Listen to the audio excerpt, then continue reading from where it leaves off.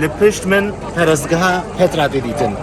Perezgeha Petra ku berê weke türbeyekî hatibû çêkirin niha sembola Urdunê ye.